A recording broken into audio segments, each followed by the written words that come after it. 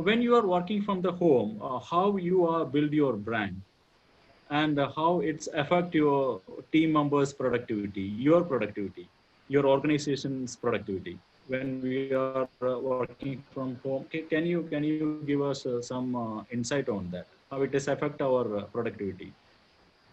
See, I personally feel again it's a matter of survival. Okay, Okay. today the whole, I mean, it's become a habit. Our whole society is run with the laws and methods are Mhm. essentially a matter of custom, not the thing. Now, for example, if anything that I want today, I Mhm. Google. So Mhm. if for any solution, be it if I have a stomach ache, if I want to buy something, or if I want to hire a consultant, everything Okay. I go to Google and search. Okay. If Okay. so, what happens if I'm Googleable? I'm Okay. alive. If I'm not Googleable, I don't exist. Okay. So Okay. it's, Okay. Okay. I mean, Okay. so it's a lesson for all of us, not only businessmen, but Uh, also uh, employees.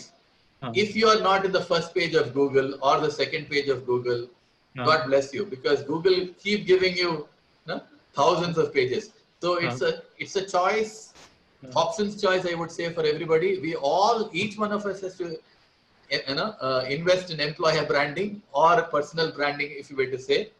okay. And uh, if that doesn't motivate you, I don't think anything will motivate you. And it's a question of if you either are Googleable or you become extinct. Okay, okay, sir. Okay, sir. I would like to know how you are understanding the client. Basically, your engagement model as a freelancer. How we need to develop a model for engagement the client and the delivery approach. We would like to know that the task of a freelancer and how we are engaging the client, how we are engaging the both client, our organization as well as the job seekers. Okay, so one thing which we have to realize is, as a freelancer, most of us do one thing good, that's operations. But in today's world, we need somebody else to partner with. We need somebody who can market us. We need somebody who can get us the orders, Mhm. and we need somebody who can be kind of doing a little bit of outsourcing. So I Mhm. personally feel Mhm. my uh, drive has been because I've been partnering with a whole lot of other similar minded professionals who Mhm. also are in the same path, and Mhm. we are it's a matter of networking. We are collaborating, we Mhm. are complementing each other. If Okay. I'm collaborating with a person who has got bigger strengths than me, and that's Mhm. the only way you can add value to both clients and candidates, Mhm. because as an individual, Mhm. uh, we probably really can't exist beyond a particular thing. So the future of work is personal branding, is networking, is collaborating, Mhm. okay, Yeah. and building relationship. Yeah. I was Then just reading.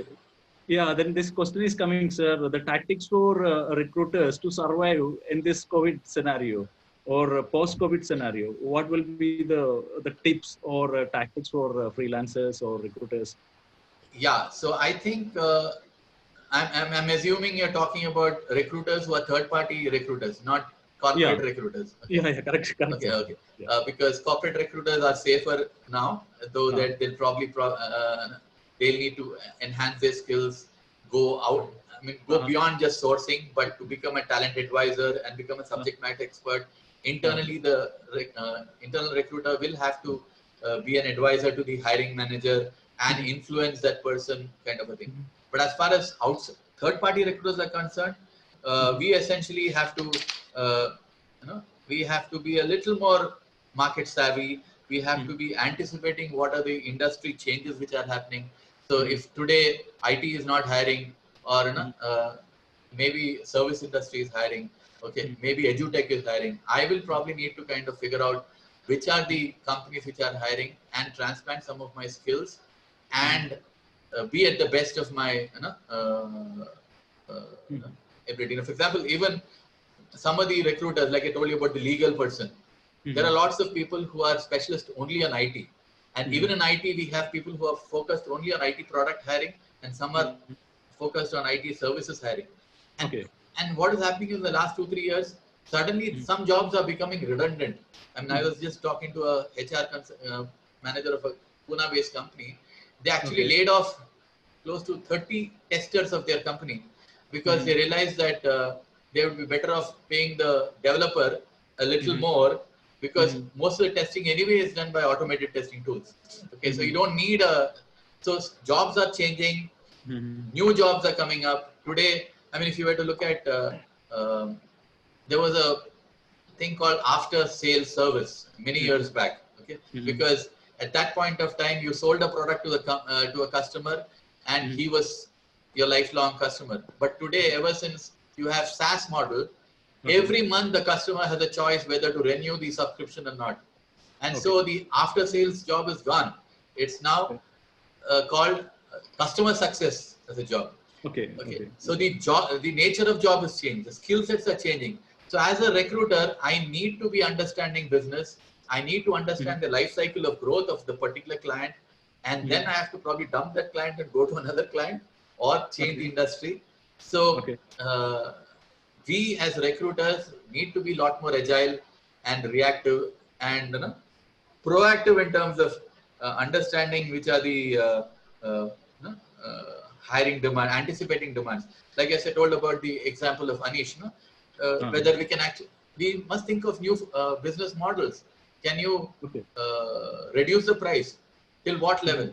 Okay, can you collaborate and then improve the TAT? Okay, that Elastic recruitment is one example where we were forced to offer a new offer.